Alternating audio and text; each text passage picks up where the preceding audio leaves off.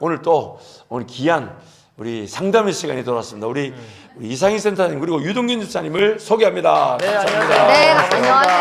네. 안녕하세요. 요즘 상담 질문들이 좀 들어오나요? 네네, 사연이 좀 들어와가지고요. 아하. 한 3주치, 4주치는 지금 꽉 차 있고. 아하. 네. 아하. 많은 분들이 관심을 많이 좀 여러분, 가져주신 것 같아요.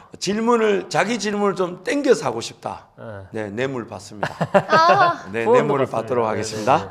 뇌물을 우리 유동균 집사님 요즘 그 퍼스널 컬러에 따른 이게 난방도 하나 사주시고 또 유동균 집사님 아들이 이진이하고 또 은호인데 몇 살이죠? 32개월, 아, 280일. 이 뭐고? 4살 1살이라는 거잖아요. 네네, 지금. 4살 1살이죠. 4살 1살짜리 또 우리 애들도 좀 사랑해 주시고 아무튼 갑자기. 질문을 당겨서 해달라. 네. 그런 어떤 요청의 뇌물 받도록 하겠습니다. 아, 자. 그래서 오늘은 사연을 이제 한번 들어온 거를 읽어드리겠습니다. 좋은 아버지는 어떻게 되어가는 걸까요?가 제목이에요. 아하, 유동균 집사 개인의 약간 그런 아니요. 제 사연은 아니고요. 자기 선호에 따라 질문이 결정되는 듯한 전혀 느낌. 아닙니다. 저는 가족을 그 어떤 것보다 소중하게 생각합니다. 퇴근 후 가족과 함께 식사하고 대화를 나누며 하루를 마무리하는 시간을 제 하루 가운데 기도와 말씀 다음으로 가장 중요하게 여기고 있습니다. 이미 좋은 아빠네. 그러니까요. 그래서 요즘 제 삶의 가장 큰 관심사는 아이를 바르고 건강하게 키우는 것입니다. 아이 어릴 때는 주 양육자인 아내가 아이를 잘 돌보고 있다는 생각에 저는 크게 고민하지 않았던 것 같습니다. 지금 아빠는 충분히 사랑해주는 것만으로도 괜찮지 않을까 하는 마음이었습니다. 그래서 아이와 많이 웃고 놀아주고 아이의 감정에 공감해주는 것에 집중했던 것 같습니다. 그런데 아이가 점점 자라면서 아빠로서 가정 안에서 감당해야 할 역할에 대해 새롭게 생각하게 됩니다. 아이가 성장할수록 여러 가지 질문을 하고 세상을 바라보는 생각이 만들어지는 시기가 오는 것 같습니다. 그때마다 무엇을 어떻게 설명해 주어야 할지 어떤 방향을 제시해 주어야 할지 고민이 됩니다. 그동안 깊이 생각해 보지 못했던 아버지의 역할을 이제야 조금씩 고민하게 되는 것 같습니다. 아이가 앞으로 살아가면서 더 좋은 방향과 올바른 생각을 가지고 살아갈 수 있도록 아빠로서 잘 이끌어주고 싶은 마음이 있습니다. 하지만 막상 그 역할을 하려고 하니 무엇을 어떻게 해야 하는지 어떤 방법이 좋은지 잘 모르겠습니다. 아이를 바르게 성장하게 돕고 싶은 아빠의 마음은 크지만 처음 겪는 과정이다 보니 고민이 많아집니다. 아이가 자랄수록 아버지로서 어떤 모습으로 함께 걸어가야 할지 그 방향을 찾고 싶습니다. 라고 이렇게 사연을 보내주셨어요. 저런 경우는 사실 상담이 필요 없을 만큼 건강한데 네. 더 잘 성장하기 위한 예. 그는 분명히 상담적 도움이 더 효율적일 것 같아요, 그렇죠? 네네, 그렇겠죠. 어떤 게 있을까요? 근데 이게 지금 실제 사연이잖아요. 네네. 실제 사연이 이 정도라면 이분은 굉장히 좋은 아버지일 것 같고 이미 하나님 앞에서 기도와 말씀이 제일 중요한 분이잖아요. 아유, 그러니까 뭐 연세가 어느 정도 되는지 모르지만 이미 그 영적 성장의 단계에서 성품의 열매도 있으실 것 같고 그러니까 그다음에 또 식사하고 대화 나누며 하루를 마무리하는 시간을 두 번째로 중요하게 생각한다는 거잖아요. 아유. 그리고 아이가 어릴 때 사랑해 주는 게 가장 중요하다. 이렇게 생각하셨다고 하니 이미 너무 좋은 아버지일 것 같은데 이 질문에서 하나 이제 빠져 있다고 생각되는 건 도대체 아이가 몇 살인지를 좀 알면 그 아이의 발달 단계에 맞는 어떤 아버지 역할이라는 것도 있을 수 있죠. 제 그죠? 생각인데 이제 네. 예측해 보자면 네. 예전에는 아이한테서 어떤 요구나 요청을 많이 받지 않았던 시절이 있었고 네. 이제 그런 요청 요구가 있고 자기도 느낀다는 거 볼 때 예. 좀 초등학생 정도의 초등학교 한 저학년 정도. 네, 만약에 초등학생이라고 전제한다면 네, 초등학생 학교 저학년 정도라고 이제 전제한다면 아버지 역할이 이렇다고 합니다. 사실은 뭐 상담실에서 이걸 아버지 역할에 대해서 심리 교육을 하게 되는 경우는 거의 없거든요. 엄마 역할에 대해서 하는 경우는 있는데 그래서 제가 여기저기 찾아보니까 아버지의 가장 큰 역할은 정서적으로 안정을 제공하는 사람이라고 합니다. 그래서 아버지는 아이에게 안정감과 자신감의 기반이 된다고 합니다.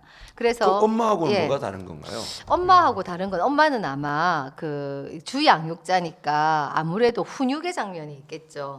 훈육의 장면이 있다 보니까 이 훈육과 정서적 안정감을 같이 가져가는 게 물론 그것이 어느 정도는 가능하지만 그래도 보통 집에서 이렇게 이루어지는 상호작용을 보면 아버지가 좀 더 허용적인 분 있죠. 경우들이 너그럽죠. 너그럽게 되거든요. 너그럽죠. 네. 상호작용의 빈도 자체가 작으니까. 그리고 아버지가 주는 정서적 안정감은 좀 더 클 것 같은 게 이렇게 보면 엄마는 화를 내도 아이들이 무서워하지 않을 때도 그러죠. 많은데 그러죠. 아빠는 그것보다 훨씬 더 작게 처벌해도 아이들이 어렵거나 더 무서워하거나 이런 경우들도 근육의 많거든요. 권위는 확실히 크. 훈육의 그 권위는 아버지한테 있는 많이- 것 많이 같아요. 있죠. 네. 예. 그래서 정서적 안정을 제공하고 그래서 아이가 안전하다고 느끼는 기반이라고 해요. 이거는 아이들이 보기에도 아빠가 물리적으로도 힘이 있어 보이잖아요. 그러지. 그러니까 아빠가 있는 거하고 없는 거, 뭔가 아빠하고 함께 하는 거, 이건 아이들한테 물리적으로 굉장히 든든하고 단단한 기반일 것 같기도 하거든요. 물리적인 것만 그렇죠 요즘은. 예, 그렇지는 않고 딴 거는 뭐 다 엄마한테 넘어가 있다는 거 애들이 알죠. 그렇지 않을 거예요. 예, 왜 그렇지 않을 거냐면 이게 아내들도 아빠의 권위를 세워줘야 한다는 거를 알고 있다고 저는 그게 생각해요. 굉장히 중요한 거예요. 예, 알고 있고 본인이 뭔가 나하고 남편과 이자 관계에서는 뭐 싸우기도 하고 뭐 대등하게 굴기도 하고 이렇게 하지만 아이들이 아빠에게서 느끼는 거 안정감, 아빠에게 주는 권위 이런 거는 나름 중요하게 생각하는 것 같거든요. 네, 그래서 그 일단 아빠의 네, 권위는 결국 아내가 세워줘야 세워주지 되는 거겠죠. 않으면 그쵸? 권위가 세우기가 어렵네요. 그런 부분이 있겠죠. 왜냐하면 삼자의 상호작용이 일어난다고 생각할 때 아내가 아이들 앞에서 아빠의 권위를 세워주지 않으면 아빠가 권위를 가질 수가 없겠죠. 잘하는 아이들 입장에서. 예, 권위라고 하는 것이 내가 갖는 것도 있지만 상대가 주는 부분도 있거든요. 결국 아내가 그 아빠의 그 권위를 제대로 인정하지 못함으로써 아빠의 역할이 부재할 경우가 생기겠네요. 생길 수도 있죠. 예, 당신 뭐 아무것도 모르잖아. 아. 라거나 아는 것도 없으면서 이거 저녁 들어야 될 사람들 많은데. 예, 아는 것도 없으면서 저녁 시간에 언제 들어왔다고 간섭이야. 이름이 엄마. 네, 그래, 은 이런 엄마. 거. 예. 이거 들어야 돼. 왜 그러세요 진짜? 뭐 평소에는 관여도 안 하다가 들어와서 괜히 뭐 아이들한테 점수 따려고 왜 그래? 라든가 아하. 예, 이런 식으로 그리고 좀 마음에 안 드는 부분은 1대1로 하더라도 예. 아이들 앞에서는 그 권위가 낮아지는 말은 해서는 안 된다. 그렇죠. 그 말 하면 안 되죠. 근데 아빠들이 이런 것도 있는 것 같기는 해요.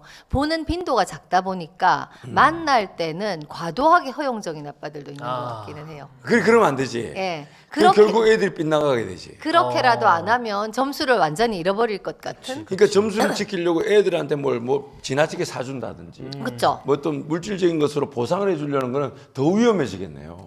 그렇죠. 그리고 엄마가 금지했던 걸 아빠가 허용한다거나. 그러니까 그래서 상담 오는 그 내담자들을 떠올려 보면 어떤 경우 많으냐면 제가 스마트폰 시간 다 제한해 두고 다 했는데 제가 아이를 맡기고 나가면 아빠가 유튜브를 보여줘요. 아빠가 게임을 허용해줘요. 아하. 네. 그래서 제가 세워둔 규칙이 다 유야무야 돼요. 아하. 그래서 그것 때문에 남편과 싸워요. 이런 어떤 사연들이 그런 장면들이 있기도 하죠. 두 번째는 사회성 발달을 촉진하는 자라고 합니다. 그래서 아빠하고는 특히 남자아이들은 많은 그 몸으로 하는 놀이들을 하게 된다고 하는데요. 이 놀이 안에는 규칙이 있죠. 그리고 약속을 지켜내야 되는 거잖아요. 그래서 이 규칙과 약속이라고 하는 게 결국은 세상하고 연결되는 방식이라는 거죠. 아이가 세상하고 연결되는 방식을 배우는데 어떤 중요한 역할을 하는데 그때 아빠가 많은 역할들을 할 수 있다고 합니다. 그래서 아버지와 이런 놀이를 통해서 규칙과 약속, 책임을 배우는 건 결국은 아이들이 또래 관계, 또 문제 해결 능력을 배우는데 아주 어린 시절부터 좋은 경험이 된다. 이렇게 얘기를 하고요. 그다음에 세 번째는 규칙과 한계를 설정하는 역할을 아빠가 해야 된다. 이렇게 얘기를 하죠. 규칙과 한계, 네가 할 수 있는 것과 할 수 없는 것. 그러니까 뭔가 제대로 해야 되는 일들은 이제 규칙이 있고 네. 그러나 한계 즉 해야 되는 것과 하지 말아야 하지 되는 말아야 것에 될 경계선이 거를 분명해야 된다. 경계를 설정해야 된다. 그리고 이 규칙은 일관성이 있어야 되고 그다음에 행동의 결과를 명확히 알려줘야 된다. 아유, 예. 진짜 지나고 보니까 아빠를 대충 했네요. 아빠를 근데 뭐 아빠를 대충 했어. 이거 뭐 들었다 보니까 몇 개 지금 적어 오셨는데 지금 두 번째밖에 안 되는데 이거 지금 걸리네. 아유 참. 몰랐죠, 이게, 그때는. 이게 네. 쉽지 않죠. 쉽지 않은데 그래도 요즘 젊은 아빠들은 굉장히 지혜로우신 것 같기도 해요. 그리고 실제로 젊은 아빠들은 이런 고민 자체를 하시는 것 같아요. 예, 이전에는 목사님 연세만 해도 사실은 저희 때는 말할 것도 없고 목사님 연세만 해도 아빠들이 이런 고민을 안 했을 것 같거든요. 저는. 죄송한데 제 아버님하고 제가 뭔가 놀아본 기억이 안 나요. 그러니까요. 그러니까 그냥 본인 늘 아빠가 설교하는 나한테. 아버님만 봤지. 예. 근데 또 이거를 발달 심리학적 차원에서 이렇게 조목조목 얘기를 해서 그렇지 이런 의식을 가지고 이런 행동을 할 수도 있겠지만 은연중에 내가 했던 행동들이 아이에게 정서적 안정감을 제공하고 사회성을 발달시키고 규칙과 한계를 설정하는 그렇죠. 설정하는 역할을 했을 수도 있죠. 그렇지. 그럼요. 배우지 못한 상태에서 그렇죠. 본능적으로 했다고. 했는데 그게 어떤 행동은 규칙과 한계를 설정하는 거고 어떤 것들은 정서적으로 안정감을 주는 행동이었고 이렇게 보셔야 되는 거지. 요거를 누가 이거를 처음부터 배우고 조목조목 이거를 기억하면서 이 행동을 하긴 정말 쉽지 않죠. 아니 제가 이제 몰랐지만 네. 이제 몰랐지만 그런 역할을 이제 했던 게 뭐냐면 네. 이제 제가 아무래도 아내가 이제 가정에서 아이들과 했던 교감 시간이 많고 네. 저는 아무래도 상대적으로 적다 보니까 그럼 내가 글쎄 기도를 이렇게 했었어요. 하나님, 제가 아이들한테 최소한의 아버지로서의 역할은 놓치지 않게 해주십시오. 최소한. 그렇게 기도를 하셨어요. 네, 했어요. 왜냐하면 이게 분주하고 바쁘다 보니까 이게 아이들하고 시간을 가지지 못하는 것에 대한 늘 미안함이 있었고, 그러나 하나님, 제가 아비로서 최소한의 이제 두 가지죠. 저희가 자식으로서 부모님께 해야 될 역할 중에 최소한의 역할을 놓치지 않게 하시고, 또 우리 자녀들한테 아비로서 최소한의 역할을 놓치지 않게 하시고, 또 아내에게도 마찬가지고. 그래서 이제 그 기도를 하면서 이제 그 기준이 자연스럽게 생겼는데, 뭐 가르쳐 줬다기보다는 생겼는데, 그게 뭐냐면 아이들이 엄마를 함부로 이길 때는 제가 가만두질 않았어요. 엄마를 함부로 할 때, 엄마한테 무례할 때, 엄마한테 너무 편하다는 이유로 무례할 때, 또 엄마의 어떤 기준을 엄마가 그렇게 강조하고 얘기하는데 그것이 안 지켜질 때, 그럴 때는 제가 따로 불러서 굉장히 엄하게. 왜냐하면 이걸 엄마의 그 기준을 무너지게 되면 결국 그 집안에서의 규칙 관계가 그렇죠. 무너지게 되는 거예요. 안 계실 때가 많으니까. 왜 제가 없을 때. 그러니까 저의 등장은 엄마의 역할을 최선을 지지를 해주는 그것이 돼야 된다. 그래서 조금 제가 좀 엄한 매를 들기도 하고 훈계를 하게 됐어요. 근데 그 훈계는 제가 아이들과 시간을 가지지 못했는데 아이들한테 제가 한두 번 만난 것으로 훈계를 하면 아이들한테 상처가 될 것 같고, 항상 최선을 다해서 노력했던 게 뭐냐면 엄마의 역할에 아이들이 부정적인 반응을 보였을 때는 이거는 왜 엄마한테 그렇게 했니라는 것에 대한 이 아빠의 권위로 그 엄마의 권위를 좀 살려주려고 노력을. 그 기준을 가지고는 제가 훈계를 하려고 했던 것 같아요. 네. 근데 지나고 보니까 배우지는 않았지만 그래도 그건 참 하나님께서 은혜로 알게 하신 게 아닐까. 지금 들어보니까. 네, 그러시겠네요. 그런 게 근데 아닐까. 이제 사모님 같은 경우는 사실은 되게 그 온유하고 관대하신 분이잖아요. 저는 그렇게 생각보다 느끼고 그렇지 않습니다. 아니요, 저는 그렇게 느껴요. 예. 그런 분이어서 사실은 사모님 입장을 좀 더 지지하시고 아내를 함부로 할 때 그렇게 하시는 게 이제 괜찮은데 이게 이제 헷갈리시면 안 되는 게 엄마가 굉장히 엄격한 엄마들도 있죠. 엄격하고 아주 그 규칙이 분명하고 거기서 벗어나면 엄격한 엄마가 있는데 이제 누구나 아빠들은 사실은 내가 아내 입장에 좀 동의해야 되지 않을까? 이게 내하고 아내 입장이 다르면 아이들이 혼란스럽지 않을까? 이런 고민들을 하거든요. 그런 고민을 해서 그런데 주말 부부다. 그러면 주말 부부일 때 아빠가 내가 아내 역할을 전폭적으로 지지해야지. 그래서 주말에 오셨는데 엄마 말을 안 들은 거. 그다음에 엄마 말하는 데서 좀 벗어나는 행동을 한 거, 뭐 이런 것들에 대해서 혼을 내고 이렇게 하시는 경우들도 있거든요. 그러면 아이들은 어떻게 되냐면 아이들은 사실 부모가 양쪽이 다 있고 양쪽이 다르기 때문에 그 양쪽으로 이렇게 약간 쉼터처럼 피하면서 살아남는 부분이 있거든요. 왔다 갔다. 그렇죠. 어느 쪽은 어떤 가치에 따라 다르잖아요. 그러니까 어릴 때 우리 아이는 저는 영어 단어 외우는 걸 좋아하고 아빠는 말씀 암송하는 걸 좋아한다는 걸 어릴 때 알았던 것 같아요. 그러니까 어릴 때 제 앞에서는 영어 단어를 외우고 아빠 앞에서는 말씀을 암송했거든요. 이거 성교원에 다녔으니까. 그런데 그러면 어떻게 하겠어요? 영어과에 빠지는 건 아빠한테 부탁하고 여름 성경학교 빠지는 건 저한테 부탁하는 거예요. 그러니까 아이가 그러면 그거를 우리가 일관성이 없어서 이게 생존 본능이야. 일관성이 없어도 돼 이렇게 말씀하실 수도 있지만 아이는 그 숨을 쉬는 틈을 타서 살아남는 거거든요. 그래서 한 부모 가정이 그래서 힘든 거거든요. 도망갈 데가 없는 거예요. 아하. 그렇지. 예. 그러니까 상처가 돼버리는 거야. 그런 거예요. 그리고 누가 호되게 혼을 낼 때, 아, 누구야, 이리 와봐. 아유, 왜 애를 뭘 그렇게까지 혼을 내. 이리 와봐, 이리 와봐. 아빠하고 나가자. 이것도 사실은 아이한테 필요하거든요. 한두 번씩 필요하지. 예, 필요하거든요. 뭐 뭘 그걸 갖고 그렇게 혼을 내. 네가 그렇게 잘못했어. 아, 됐어. 이제 지금까지 혼냈으니까 됐지? 아빠하고 나가자. 이러면서 아이들이 살아남기도 하는데 이 지나치게 이제 근데 사모님 같은 경우는 워낙 관대하고 온유하시니까 타이트하지 않으셨을 것 같아서 사실은 목사님의 어떤 이런 태도가 굉장히 양육에 긍정적인 측면이 있었을 것 같은데 엄마가 엄격한 경우에는 아이는 숨을 쉴 수 없죠. 그렇지. 같이 강해져 버리니까. 예, 거기다가 아이가 불안이 높은 아이다. 아하.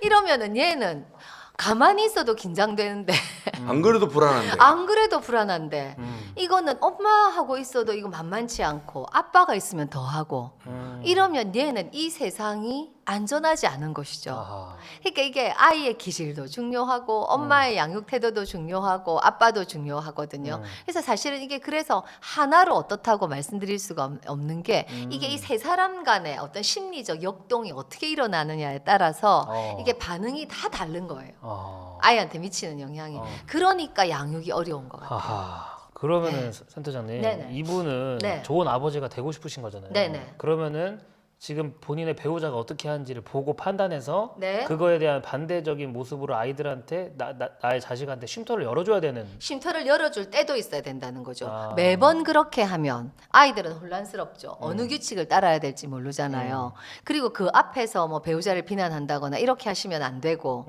정서적으로 아이를 좀 감싸고 해야 될 때도 있고 또 배우자의 입장을 그냥 지지하고 가만히 있어야 될 때도 있고 그러고 나서 두 사람이 사실 당신 아까 왜 그렇게 혼냈어? 나는 그렇게 혼낼 일은 아닌 것 같은데 이렇게 물어본다거나 그렇지. 이런 부부간에 소통. 따로 해야 그쵸, 되지. 그건 부부가 나중에 따로 해야 되는 거죠. 그럼 아내가 뭐 내가 이유를 들어보고 합당하면 아 그랬어라거나 내가 보기에 당신 아까 굉장히 감정적이었어라거나 뭐 이런 소통들이 필요한데 근데 이렇게 살아가시는 모습을 보면 이 글을 읽어보면 이게 지금 실제 사연이잖아요. 네네네. 글을 읽어보면 이분이 뭐 기도와 말씀을 제일 중요하게 생각하시는 분이면 감정 조절이 너무 잘 되실 거거든요.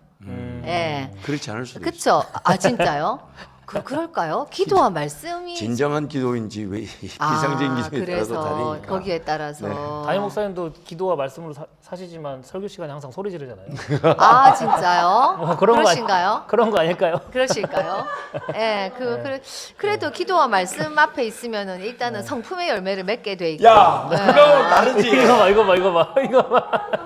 그막 내가 설교하는데 막 유동균 얼굴 보이려면 더 막 열내서 얘기하는 거지. 네, 아 진짜요? 소리 질러요. 엄청 소리 질러요. 설교 시간에요? 네, 그래서 애들을 허니문 디모데 공동체는 맨 뒤에서 애들이 자거든요. 예. 애들이 깨서 울어요. 막 소리 질러서 번쩍번쩍 깨요. 그럼 애들 그래서 엄마 아빠들이 데리고 나가요. 아까 뭐 다른 이야기긴 한데, 네. 그러니까 지금 다른 얘기를 왜 하는 거야 지금? 예, 그쵸. 정리를 해보면 예. 엄마랑 아빠랑 일단은 공통된 규율을 만들고 예, 일치해야 되죠. 그렇지, 일치를 시켜놓고 엄마는 엄마 역할, 아빠는 역할을 잘 하고 그 안에서 아이가 알아서 쉼터를 가질 수 있게 좀 이렇게 여유를 줘라. 네, 약간 그러니까 이렇게. 둘이가 일치하지 않는 부분에 대해서 너무 강박적으로 우리 둘이가 양육 태도가 일치해야 되는 거 아닐까요? 이렇게 생각하실 것까지는 없고 아이는 그냥 그 서로의 불일치를 통해서 또 살아남기도 한다. 그러지. 그러니까 적극적인 소통이 필요하다는 얘기죠. 그쵸. 그러니까 부부간에 소통을 해야 될 것과 네. 그다음 이제 부모가 각자가 아이들하고 소통해야 될 부분들이 최선의 소통이 돼야 되겠네요. 네, 그렇죠. 그런 거죠. 그 다음에는 이제 역할 모델이 된다고 해요. 그래서 아들들한테는 아빠는 정말 중요한 역할 모델일 거 아니에요. 남성성이 어떤 건지. 아하. 그 다음에 감정을 어떻게 표현하는지. 사실은 이 엄마뿐 아니라 아빠도 감정 표현을 아이들이 학습하거든요. 그래서 분노를 터뜨리는 어른들을 보면 그 집안에 분노를 터뜨리면서 표현했던 사람이 꼭 있어요. 근데 이게 아빠인 경우들도 많거든요. 저희 아버지도 폭발적 분노가 있으셨죠. 그래서 저도 우리 아이가 어릴 때 폭발적 분노가 있었거든요. 전 저희 집에서 한 번도 화낸 적이 없는데 결혼하고 나서 남편하고 살면서는 폭발적 분노를 터뜨리는 저를 발견하는 거죠. 저는 이제 네, 그렇죠. 엄마니까 그렇고 아빠는 아빠대로 그럴 수 있죠. 그래서 감정 표현 방식도 아이는 학습하거든요. 그래서 이 모델이 되는 것도 있고 만약에 이성인 딸이라면 남자와 어떤 관계를 내가 맺는지 남자란 어떤 존재인지를 학습하는 거잖아요. 건강한 남성상을 갖게 되는. 그럼요. 그렇죠. 그래서 결혼은 어떤 거냐면은요. 어린 시절에 결핍했던 욕구를 채워줄 것 같은 상대방한테 끌리는 것도 있지만 임하고 이론에 의하면 그것도 있지만 또 결혼의 코드 중에 하나는 뭐냐 하면 내가 익숙한 데 끌려요. 그러지. 예. 그러면 결혼이 건강한 결혼이 되려면 어떻게 되냐면 건강함이 익숙하면 되거든요. 그러면 사이들이 나 닮은 놈들이 온다는 얘기인데. 그거는 몰라요, 목사님. 왜냐하면은 따님이 목사님을 닮으셨을 수 있잖아요. 닮았을 수 있잖아요. 따님이 목사님을 닮았으면 예, 아빠 같은 남편은 불편하죠. 엄마 같은 남편이어야지. 아들이 결혼을 했잖아요. 우리 딸들은 100% 엄마 같은 남편 데리고 오겠네. 예. 왜냐하면 그 상호작용을 받잖아요. 그러면 며느리가 날 닮겠네. 그럴 수 있죠. 아하. 그럴 수 있죠. 그렇겠네. 그럴 수 있죠. 그래서 사실은 어떡해. 외모가 닮아 있는 게 아니라 관계 패턴이 닮아 있거든요. 관계 패턴이 닮아. 예, 관계 패턴이 닮아 있거든요. 그게 그 관계 패턴이 닮아 있고 그 관계 패턴이 대를 물려서 내려와요. 예, 가계도를 그려보면 3대 가계도를 그려보면 양쪽에서 대를 물려서 내려오는데 너무 신기했던 건 저희 아들이 결혼을 했잖아요. 작년 1월 31일에 결혼을 했는데 뭐라고 얘기하냐면 우리 아이가 이렇게 얘기하는 거예요. 엄마, 내가 엄마 아들인데, 내가 엄마 아들인데 한나가 엄마 딸 같아. 그 며느리 이름을 얘기하면서 닮아 있는 데가 있는 거예요. 닮아 있는 데가 있는 거예요. 그래서 제가 제 며느리를 만나보고 대면하고 경험했을 거 아니에요. 너무 닮은 데가 많은 거예요. 성격이. 외모가 닮았다기보다 네. 그 아이의 정서, 아하. 생각하는 방식. 그러니까 며느리와 시어머니가 닮았다. 예, 네. 왜 그렇겠어요? 그러면 아드님은 지금 부군 되시는 장로님하고 닮았다는 얘기네. 근데 저희 아들이 제 닮은 것도 있거든요. 제 있겠죠, 닮은 것도 있겠지. 있는데, 있겠죠. 근데 상호작용은 저하고 많이 했잖아요. 그러니까 저를 닮아 있는 누군가가 익숙했을 것 같긴 그러겠지. 하더라고요. 그러면은 센터장님, 예. 그 며느님이랑 센터장님이랑 정서가 비슷하잖아요. 예. 그러면 좀 충돌은 어떻게 있어요? 그래서 네. 네. 둘이서 연애할 때 네. 이거는 허락 안 받았는데 연애할 때 많이 싸웠거든요. 누구랑요? 둘이서 둘이서. 한쪽이 앉을 거 아니에요. 저희 아들도 제 닮은 데가 있고 아하. 며느리도 제 닮은 데가 있으니까 아하. 둘이 앉지잖아요. 아하. 그러니까 그래서 많은 경우에 사실은 저희 아들 같은 경우는 제 남편 스타일하고 끌리게 마련이고 저희 며느리 같은 스타일은 또 우리 남편 같은 스타일하고 잘 맞을 수도 있는데 둘이서 만났더라고요. 그래서 제가 그 연애를 지켜봤죠. 지켜봤는데 가만히 지켜보다 보니까 둘이서 그 싸움의 시간이 조율하는 시간이었다는 생각이 들기는 했어요. 조율하는 시간. 근데 알아가는 시간이. 예, 알아가는 시간인 거지. 알아가고 조율하는. 그래서 이 익숙함이 건강함일 때, 건강한 익숙함이면 건강한 결혼을 하는 거죠. 그래서 제가 1년에 한 번 부산의 호산다 교회 가서 그 치유학교에서 가족 시스템 강의할 때가 있는데 그때 이제 권사님들 물어보시죠. 연세 드신 권사님들. 저는 다 살았고 우리 아이가 결혼 건강하게 해야 되는데 어떻게 하면 그렇게 할 수 있을까요? 이렇게 물어보시거든요. 자, 그건 단 하나예요. 건강한 상호작용 패턴이 그 아이한테 익숙할 때 건강한 상대한테 끌려요. 그렇거든요. 그러니까 이 아빠는 이 집의 남성성의 모델인 거죠. 남성성의 모델. 따님이 있다면 남성이 어떤지를 알려주는 게 되는 거죠. 그 다음에 배우자와의 상호작용을 끊임없이 보여주잖아요. 아내와의 상호작용을. 예.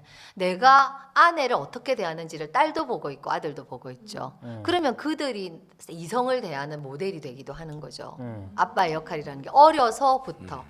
그래서 그 뒤에 사연을 보니까 나도 모르게 아내한테 내가 좀 차갑게 대하고 아내를 좀 비난하게 되고 고치려고 해도 잘 안 고쳐지고 또 그 행동이 나온다 뭐 이런 그 사연이 그 뒤에 보니까 있던데 이게 이제 나중에 얘기하겠지만 어디까지 거슬러 올라가야 되냐면 그 사연을 주신 분의 엄마 아빠 그리고 더 거기서 배워왔으니까. 그럼요. 그 위에는 그 할머니 할아버지까지 올라가야 되거든요. 아, 이게 이게 대를 물려가요. 그러니까 우리의 그 유전적 DNA만 대를 물려가는 게 아니라 관계 패턴, 그냥 보고 자라기 때문에. 그렇죠? 중도 네. 굉장히 오랜 시간의 학습이거든요.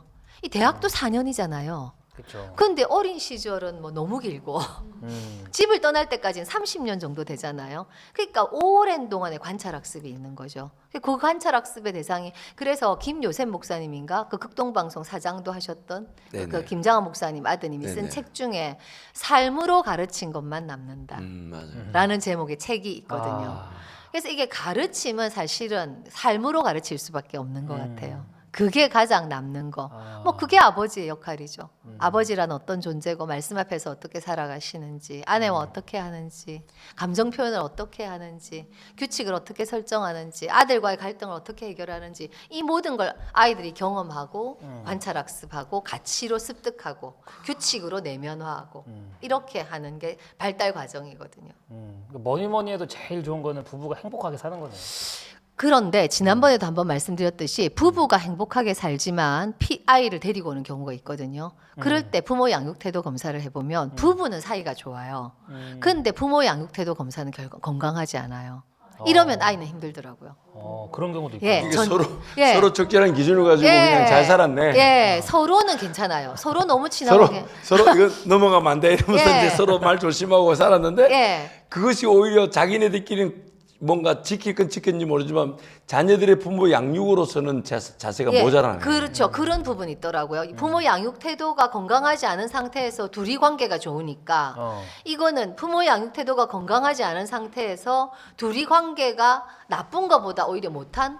왜냐하면 둘이 일치하지 않으면 여보 우리 이건 아이들한테 이렇게 하면 안 되지. 아이들한테 소리 지르면 안 돼. 이렇게 한 사람이 브레이크 역할을 하는데 둘이 일치하니까 그 브레이크 역할을 할 사람이 없더라고요. 그래서 뭐가 잘못된지 모르겠어요. 부부가 행복하다고 해서 아이가 반드시 잘 크는 건 아닌 것 같아요. 부부가 일치 단계를 해가지고 애들을 한 방향으로 몰아가네. 네네네네.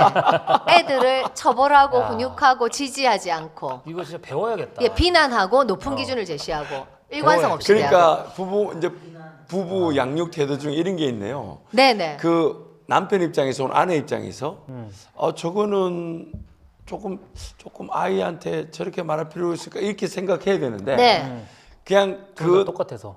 자기네끼리 싸울까봐 혹은 맞아요. 자기네끼리 목사님. 싸울까봐 네. 혹은 그냥 그 사람이 하는 거니까 그냥 내버려 두게 되는. 그래서 저는 그 부분을 굉장히 유심히 신기해서 관찰을 했는데 상담의 끝 무렵에 그 부부가 그 양육 태도에 일치했다기보다는 그 두 사람 다 갈등을 너무 두려워하는 사람이더라고요. 회피구나. 그러니까 갈등이 일어날까봐 상대방의 양육 태도에 대해서 얘기하지 않는. 차라리 선생님 저 같은 그러니까 성격이 아이가 망가져 있죠. 그냥 그러니까. 그냥 부딪히는 게 낫네요. 와이프한테. 차라리 그러느니 두 사람이서 양육 태도를 가지고 차라리 싸울 수 있어야죠. 조율은 할 수 있는 네, 조율은 할 수 기회가 있어요. 생기는 네, 네, 거니까. 그쵸. 서로 회피하는 것보다. 네. 그래서 어. 부부가 행복하게 산다고 해서 반드시 아이가 잘 크냐? 그거 아니에요. 부부가 행복하면서 아이를 지지하고 아이한테 설명하고 적당한 성취 압력을 넣고 일관성 있게 행동하고 이렇게 했을 때 아이가 잘 크는 것 같아요.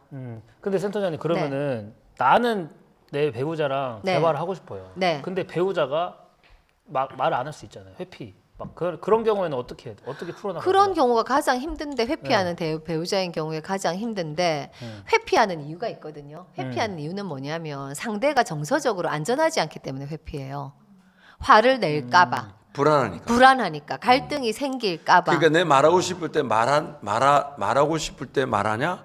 상대방 그렇게 생각하는 거죠. 네, 그렇죠. 지금 내 마음을 좀 만져줘. 예, 그런 거죠. 당신 뭔 말하는지는 아는데 네. 왜 지금 당신은 내 마음을 만지지 않고 말하고 싶을 때만 말하냐? 그렇죠. 그런 거죠. 거죠. 네. 그러니까 회피하는 거는 안전하지 않기 때문이거든요. 네네. 정서적으로 최대한 안전한 사람이 돼야 얘기해요. 우리 집 얘기 아니야. 너 왜 웃어?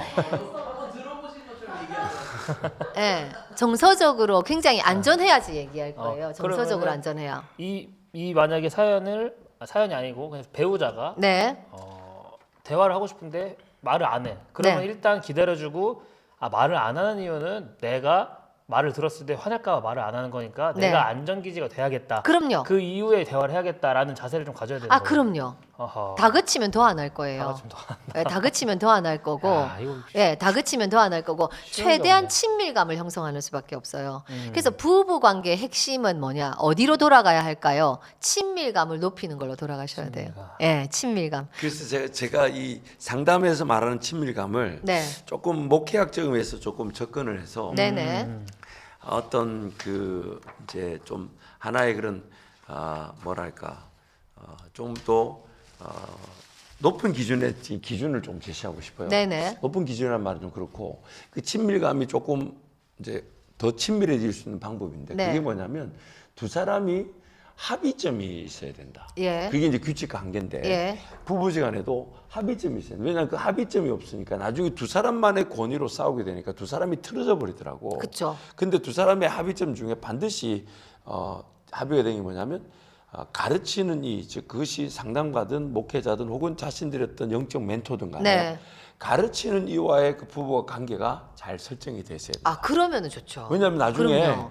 판가름을 할 때 그쵸, 그쵸. 이렇게 조금 두 사람이 순종하게 되면 그렇죠, 그렇죠. 아무래도 일이 쉽게 해결돼요. 아이, 그럼요. 그리고 또 한 가지가 영적 예배. 예. 가정에서 예배는 우리가 아무리 싸워도 일단 우리 서로 예배를 드려야 되기 때문에 어떤 우리가 앞에 불편했던 부분에 합의를 하자. 네. 그래서 이 부분에는 좀 더 심도 깊은 대화는 차후에 하기로 하더라도 우리 오늘의 예배는 부부로서 한번 지켜내자. 네. 그래서 그 예배를 하나의 그런 어떤 관계 속에든지 간에 예배만큼 회피하지 말자라는 기준, 참 그게 쉽지는 않아요. 네. 쉽지는 않은데 그게 지켜지게 되면 이렇게 화를 내더라도 일단 풀어야 된다라는 그 자세를 갖게 되는 아, 거예요. 그렇겠죠. 네, 왜냐면 맞아요. 예배를 놓치게 되니까. 네. 그래서 저도 이제 아내한테 이제 그 예배에 대한 부분들에 대한 그걸 이제 계속 이제 좀 부탁을 했었고 또 그 예배를 드리기 위해 저도 화를 내더라도 다가가야 돼요. 왜? 저녁 예배 드려야 되는데 내가 지금 예배를 성경적으로 펴려니 그쵸. 아내는 좀 마음이 불편해. 네, 맞아요. 근데 아내도 알죠. 네. 저 사람 왜 다가온지 알죠. 왜? 예배 드리고. 예배 드려야 되니까. 예배 드려야 되니까. 예배는 안 드릴 수 없으니까. 근데 그게 굉장히 중요했던 것 같아요. 네. 그게 그래서 지금도 제가 아내한테 늘 감사한 마음은 그 예배를 드려야 된다는 것에 제가 다가간 것에 아내가 저를 거절한 적이 없었어요. 아, 그걸 수용했던 조금 거. 불편한 마음은 차후에 풀더라도 아. 감정이라는 게 한꺼번에 해결되지 않잖아요. 그쵸. 그렇지만 아이들과 함께 예배를 드려야 되고 우리가 예배를 드려야 된다는 것에는 아내가 그거에 대해서는 그래 그러면 일단 내가 당신 불편하지만 일단 내가 받아주겠어. 아. 그런 이제 저도 그랬지만 아내가 또 그런 마음들이 있었죠. 그러니까 그 참 지금 생각하니까 저희 가정이 그래도 최소한으로 지켜질 수 있었던 그런 친밀감의 어떤 안전장치 같은 거예요. 최소한 안전장치. 최소한의 네, 안전장치. 안전장치. 그 안전장치가 그 효력을 발휘하면 정말 좋죠. 그러니까 이제 그게 이제 습관이 되면 그렇죠. 그리고 나중에 하나님께서 기회를 주시더라고요. 네. 예배가 이렇게 지켜졌을 때 이게 누리는 은혜로 이런 것이 해결되고 또한 예배가 안 드려졌다면 우리가 이런 날 이런 문제는 더 어려워졌겠구나를 조금 경험할 수 있는. 그럼 그 예배는 목사님 가정 예배를 말씀하시는 가정 거예요. 가정에서 이제 근데 애들이 또 크면서 매일 드리려고 했던 예배가 잘 안 매일 드려요. 가정 예배를 드셨어요. 하려고 했는데 부부지간 됐는데 나중에 애들이 태어나고 하니까 안 되는 거예요. 아, 그래서 목사님으로 심호하시기 전에도 매일 가정 예배를 드리셨어요. 전 전도사로서 이제 전도사로 살았고, 사셨으니까. 결혼을 했으니까 그래서 이제 일주일에 한 번씩 드리는 예배. 아. 그리고 애들이 크면 애들하고 같이 드리는 예배. 제가 그리고 DTS 훈련을 갔을 때 정말 제가 제일 정말 하나님께 감사했던 것은 DTS 훈련에 갔을 때 매일 우리 예배를 드렸어요 저녁에.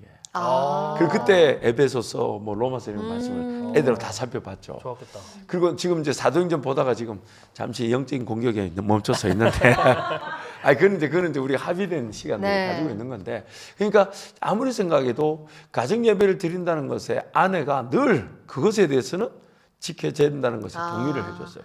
그래서 제가 참 아버지 역할, 남편 역할 참 뭐랄까 평균치가 낮아요. 평균치가 나는데 네. 남편은 평균치가 낮은 게 아니라 평균보다 아래라는 뜻인가요? 그렇죠. 무슨 평균치가 아래고 평균치가 낮다는 게 두 말인데 제가 보니까 위동균 집사보다는 제가 낮아요. 아니, 그거 세대가 다르니까요. 그러니까 제가 그럼요. 늘면 그리고 또한 아빠 역할, 아버지 역할의 평균치도 낮아요. 네. 근데 둘 중에 하나 높다 그러면 아빠 역할이 조금 더 낫지 않을까. 그는 애들인데 늘 제가 남편으로서 역할은 늘 죽을 죄인이에요. 늘 그렇게 미안한 생각하시는구나. 마음. 또 이런 말도 지금 듣는 제 아내는 지금 듣고 있을 텐데 굉장히 기분이 안 좋을 수가 있어요. 저 말만 저렇게 한다.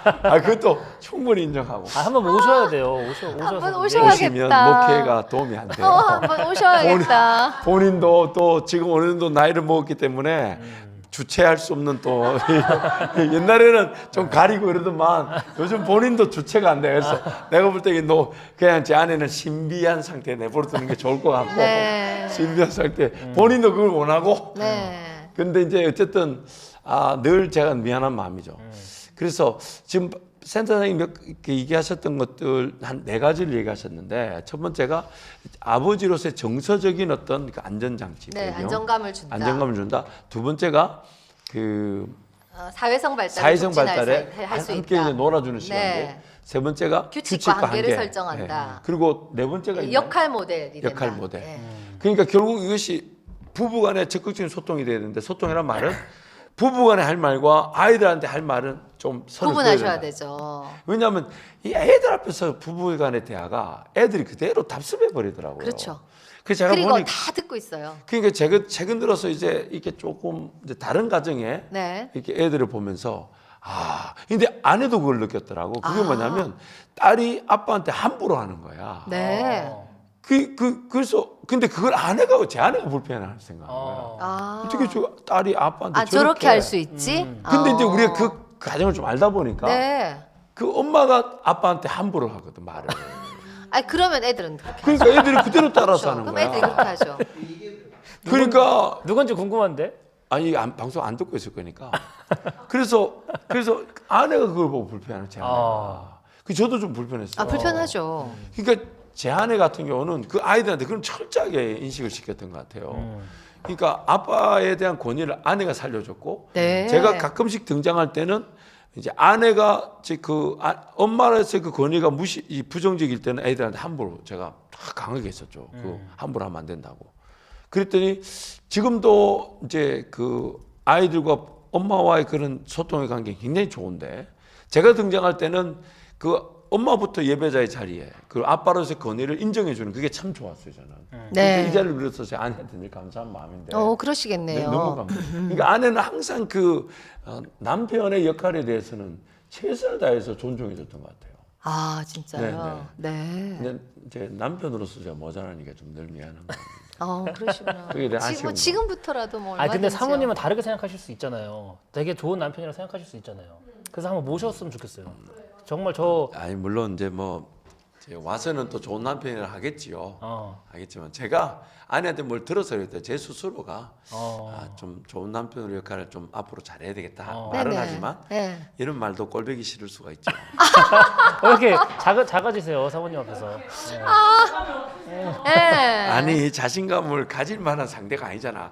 아내는 그리고 제가 늘 감사한 게 정말 아내가 없었으면 제가 이 자리까지 못 왔죠. 그렇죠. 왜냐하면 모든 남편이 그렇겠지만 특히 그 미국에서 양가 부모님도 없이 애 셋을 키운다는 거는 제가 아무리 잘했다 해도 그 아내 엄마의 역할은 정말 아무리 칭송해도 모자랄 만큼 칭송 받아야 될 역할이었죠. 그럼요. 네, 역할이었죠. 근데 제가 그렇게 또 육아에 잘했던 편이 아닌데 아내가 정말 애들한테 잘했어요. 너무 잘. 그래서 제가 사실 우리 살아송주 보라를 보면서 물론 좀 모자란 분도 있고 또 연약한 분 아쉬운 분도 있겠지만 그렇지만 크게 아이들이 빗나가지 않고 또 부모의 역할 그리고 부모의 어떤 그 사회적 역할을 존중해주고 인내해주고 그렇게 이렇게 자라준 거는 정말 제 아내를 통한 하나님의 큰 은혜가 아니었나. 그렇군요. 저는 그렇게 생각하죠. 네, 그렇게 생각하죠. 너무 감사해요. 근데 그 시절에 아빠 엄마들은 좀 다 그렇게 각자 역할에 충실했던 것 같아요. 그 남자는 나가서 일하는 거에 대해서 열심히 하고 또 사모님은 또 가정을 열심히 지키고. 근데 담임 목사님께서는 보여줬잖아요. 남편으로서의 어떤 사회적 지금 위치랑 이런 걸로 그거를 이제 보상을 해준 거잖아요. 이런 보상이라 생각지는 않고 제가 여기까지 온 것에 대한 아내 역할이 6할이라고 봐야 돼요. 제 역할은 4할이라고 말할 수도 없는데 이제 6할이라는 건 의미가 없는데 근데 이제 그걸 아내가 보상으로 이겨주면 감사한 일이지만 제가 그 제 스스로 내 이만큼 와서 여기 왔으니 당신이 이래는 말을 하면 안 되지. 네, 그래서 제가 해드렸잖아요. 아이, 그건 고맙지. 자, 그러면 이제 두 번째 우리 사연을 한번. 근데 진짜 첫 번째 사연은 이제 사연이라기보다는 뭐라 그럴까? 굉장히 건강한 아빠다. 네, 맞아요. 네, 굉장히 희망이 보인다. 네. 잘 그리고 키우고 있다. 앞에 나눠둔 네 가지를 이미 잘하고 계시고 예, 그럴 더 가능성이 잘하실 수 있죠. 있겠지만 그럼요. 제가 볼 때는 만약에 이거를 이 네 가지 정의를 데피니션을 몰랐다면 이 아빠는 이미 그 네 가지를 충실히 잘하고 있는 건데 네. 아 내가 그동안 해왔던 게 이런 거라는 개념을 통해 더 잘하실 것 같아요. 그렇죠. 네, 더 잘하실 것 예, 같아요. 본인의 행동을 이제 확인하고 그럼 예. 맞아. 내가 했던 게 그거네. 예. 라고 그러니까 모르는 사람들에게는 아는 게가 되지만 이분은 그쵸. 자기도 모르게 이렇게 그 개념을 몰랐다 해도 해오셨던 것 예, 같고. 본인의 행동을 확인하는 계기가 그렇죠. 되는 그리고 거지. 더 뭘 하고 잘하실 있는지. 거예요. 더 잘하실 것 그렇죠, 같아요. 그렇죠. 예, 그 너무 이런 잘하고 건 계실 것 앞으로 같아요. 사연에서 배제하도록 합시다. 좀 시간 다른 거. 자, 우리 또 두 번째 사연 한번 근데 가봅시다. 8분밖에 안 남았는데 사연 다른 넘어갈까요? 어떻게 할까요? 벌 8분밖에 안 네, 남았어? 1시간 지났어요. 아이고. 그러면 그러니까 시간이 너무 빨리 갔어요. 세대장님 제가 네네. 이제 대화를 나누면서 네. 지금 이제 조금 이제 아이들 키우신 분들이 네, 네. 여기 많이 들어와 계세요 우리 네. 김밥에. 그 지금 부부간에 사실 더 적극적인 소통이 필요한데 네. 내가 보니까 소통에 절제력을 갖고 계신 것 같아요. 소통의 절제력이라 하면 소통 안 하신다는 뜻이죠. 이런 거죠. 이렇게 말하면 좀 힘들어할 거야. 말할 거야. 참고. 아. 또 저 사람도 저 사람 말하면 좀 확 뒤집어지니까 이렇게 참고 이렇게 같이 오는 경우가 좀 많은 것 같아요. 많은 것 같아요. 많죠. 근데 그런 경우를 위해서 네. 어떤 소통의 그런 새로운 시즌을 열어갈 수 있을까? 그러려면은 사실은 제가 이제 상담실에서 부부를 만나보니 네네. 사실은 정말 상담이 잘 되는 부부는 결혼한 횟수가 짧을수록 잘 돼요. 아하. 왜냐하면 그래서, 서로 배워야 되는 예, 걸 인식하니까. 어떤 부부가 왔었냐면 결혼한 지 3개월 된 부부가 왔었거든요. 저희 아니에요? 한박 교인 아니었는데. 아. 아니었는데 왔었는데 그냥 일반 내담자였는데 왜 왔냐? 그러니까 결혼하기 전에는 안 싸웠는데 지금 결혼하고 3개월인가 2개월인가 됐는데 너무 많이 싸운다. 너무 많이 싸우는데 우리가 이거를 좀 건강하게 싸우는 걸 배우고 싶다. 이야. 이렇게 하고 왔더라고요. 그 사람들은 이미 끝났다. 그러니까 한 회기를 했거든요. 와야 될 인간들은 안 오고. 한 회기를 했는데 너무 1회기를 하고 이제 그다음 회기가 남았는데 그 가야 되는데 1회기인데도 엄청난 프로세스를 하시는 거예요. 양쪽 다. 건강하다. 예, 탐색도 너무 잘 되고. 어. 탐색도 너무 잘 되고 어느 지점에서 이게 바퀴가 그러니까 관계가 잘못 돌아갔는지도 너무 잘 파악되고 둘이도 너무 빨리 알아차리고 이렇더라고요. 근데 정말 힘든 부부가 어떤 부부냐면요. 30년 됐어요. 아. 20년 됐어요. 예, 그런데 소통을 절제하고 계신다고 하셨잖아요, 목사님이. 근데 얘기를 안 해. 얘기를 안 하는데 양쪽이 이제 얘기를 안 하고 그 부부들을 탐색해 보면 상대에 대해서 서로 얘기는 안 하고 뭐만 해왔냐면 짐작만 해와요. 진짜. 예, 짐작, 추측. 이미 예, 알거든. 이미 추측과 짐작이 난무한데 이 추측과 짐작이 틀릴 때도 많거든요. 그럼. 근데 이 추측과 짐작만 하는 게 어떤 문제가 있냐면 짐작 위에 또 짐작을 해요. 추측 위에 또 추측을 해요. 그 이전 추측이 맞는지 틀렸는지 그러니까 확인도 소통도 안 해보고 포기하고 상대방도 포기하고. 포기하고 그것만 아유. 해요. 그리고 머리 안에 그 추측과 짐작만 가득해요. 힘들게 사시네. 이럴 거다. 예, 이럴 거다. 그러니까 해봐야 소용이 없다. 해봐야 소용없고 당신 이럴 거잖아. 당신 이런 사람이잖아. 내 말 안 들을 거잖아. 이렇게 하는 거죠.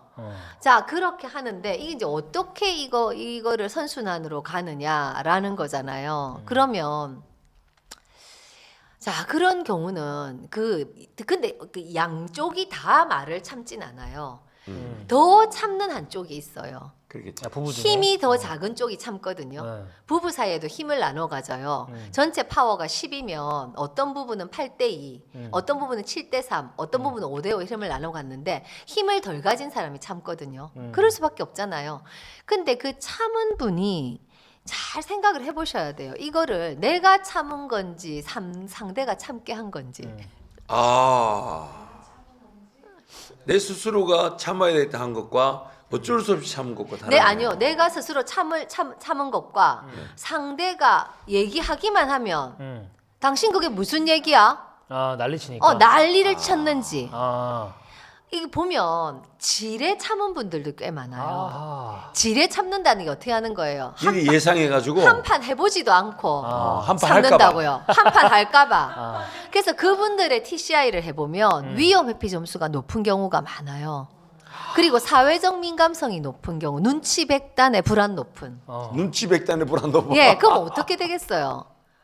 화를 낼 것 같은 표정만 있어도 말을 못 하는 거예요. 아유, 집이 힘들겠다 사는 게. 사는 게 너무 힘들지. 어. 화를 안 낼 수도 근데 있지. 그러니까 적절한 자기네들만의 공간을 만들어 놓고 부부가 사는 거야. 그렇죠. 한 집에 있어도 각자의 문화가 다르고 각자 그게 다른 각자의 거예요. 생활이 다른 거지.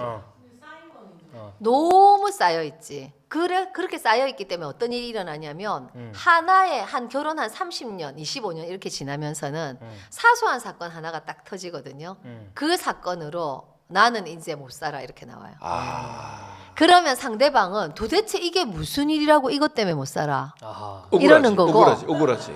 그런 거고 못 산다고 하는 사람은 나는 더 이상 이렇게는 못 살겠어 이렇게 얘기해요. 더 이상. 그러니까 그러면 저는 다 터져 나오는 거야. 이렇게가 어떻게 사는 거예요? 이렇게 물어요. 음. 탐색의 과정에서 이렇게는 어떻게 사는 거예요? 그러면 상대방 하고 싶은 대로 다 하고 저는 참고 이렇게는 못 살아요. 아하. 이렇게 나오거든요. 그럼 이거 어떻게 해야 되는가? 목사님의 질문이 뭐였냐면 어떻게 하면 이 소통을 안 하는 그러지. 부부들이 소통을 할 수 있게 될까? 자, 네. 그래서 그거는 다음 주 금요일 날. 네. 다음 주 금요일 날. 네, 다음 주. 다음 주 금요일 날 어떻게 하면 이 소통의 절제된 환경 속에서 소통을 살려낼 수 있을까? 네.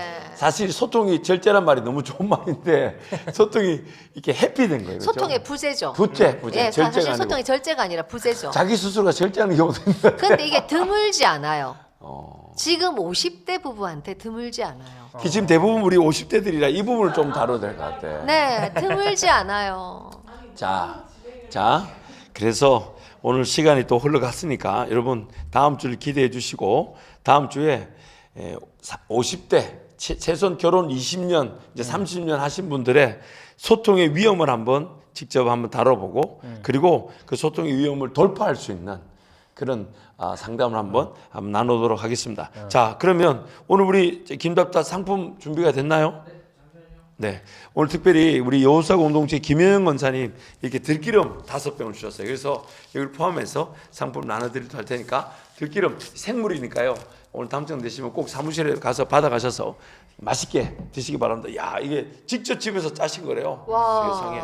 야, 여기서 오늘 제 권한으로 우리 이상희 센터장님 하나 드리도록 하겠습니다. 오. 센터에 우리 행정 직원하고 반병씩 나눠주시기 바랍니다. 직원. 네, 주변에 나눠드시고 나눠드시. 네, 감사합니다. 이거는 우리 김현영 권사님 센터장님 무임으로 좀 쓰고 계셔서 와. 네, 감사하는 걸 드리고. 나이 한호 받았네. 자 이번에 자 들기름 한 명 빼야 된다. 이거 진짜 아니. 네. 네. 먼저 우리 청정한우 김영렬 안수집사님께서 3분을 드립니다. 사랑 할인 좀 애리거리하다. 사랑 할인이고 사랑 할인 2183. 그다음에 백춘미 강나희 강나희 축하합니다. 그다음에 우리 여호수아 김현영 권사님 들기름 손희경 심영순 신희선 박혜영 축하드립니다. 축하드립니다. 축하드립니다. 네. 와. 귀한 후원해 주셔서 또 풍성해지는 것 같습니다. 아무튼 여러분 우리 매주 금요일마다 우리 센터장님 모시고 상담회 얘기 저도 오늘 대화를 나누면서 시간 가는 줄 몰랐어요.